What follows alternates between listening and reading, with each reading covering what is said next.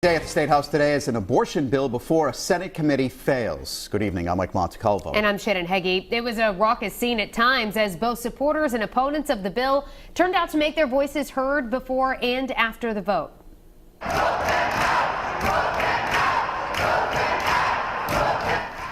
Protesters flooding the Senate chambers here following the vote. We brought you the results of that vote first, live on Eyewitness News at 6 and on our WPRI 12 News app, along with a link to an instant story written by WPRI.com reporter Ted Nesi. And we have live team coverage from the State House tonight. Eyewitness News reporter Caroline Goggin has reaction from supporters and opponents. But first, Eyewitness News reporter Steph Machado has more on what happens next with the legislation. Steph? Well, tonight was obviously a big blow for pro-choice advocates after the Senate bill failed, but it's not over yet because after that vote, the committee chose to hold the identical House bill for further study, leaving it in play for the rest of the session.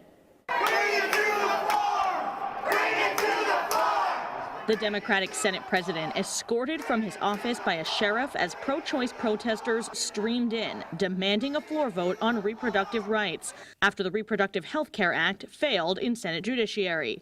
The count is 4 to 5 for no, the bill fails. Senators giving their reasons before the vote. Based on biblical principles from the Creator, I'll be voting in opposition to both these bills. I am personally against abortion.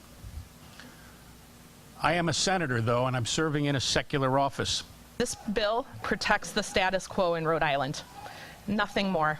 Heading into this week, Democratic Senator Stephen Archambault was thought to be the swing vote. He announced late Monday he would vote against the legislation because he thinks the exception allowing late-term abortions for the health of the mother is too broad.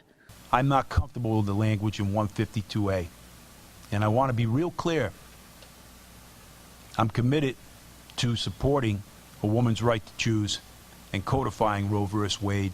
After the bill failed, though, the committee did not vote on the identical House bill, the Reproductive Privacy Act, that passed the House in March, instead holding it for further study, leaving the door open for the committee to amend it. We received a bill and we were told, vote it now, no amendments. And that's not the way that this process works. You know, tonight was absolutely a disappointment. I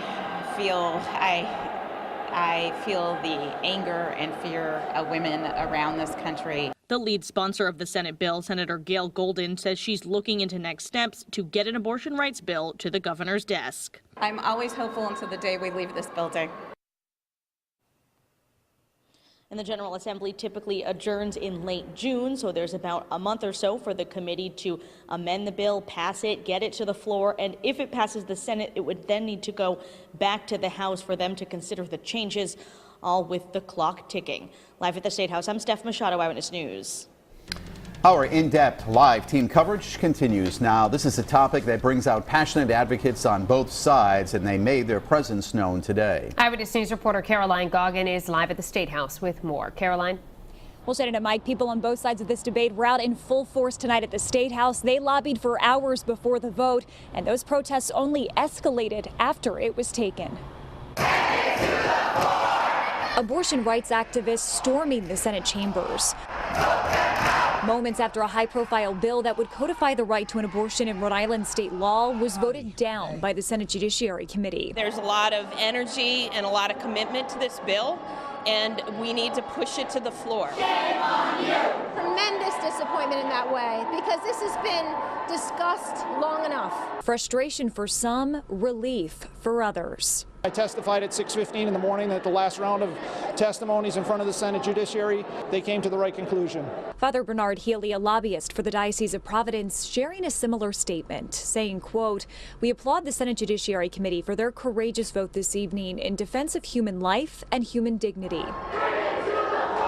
After the vote, some abortion rights activists told us they placed blame on Senator Stephen Archambault, the Democrat announcing last night he couldn't support the bill as written. Our requests for our rights have fallen on deaf ears, and I don't see Senator Archambault having a come-to-Jesus moment anytime soon. And that's why Melanie DuPont says she's chosen to run against him again in next year's election.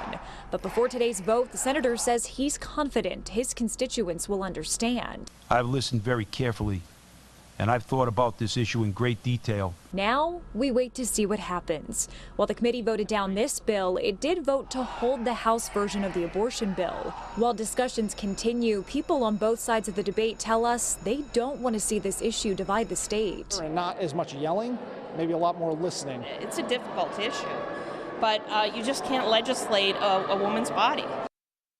And Capitol Police tell me tonight there were no incidents or arrests to report as a result of today's protests at the State House. Reporting live outside the State House in Providence tonight, I'm Caroline Goggin, Eyewitness News.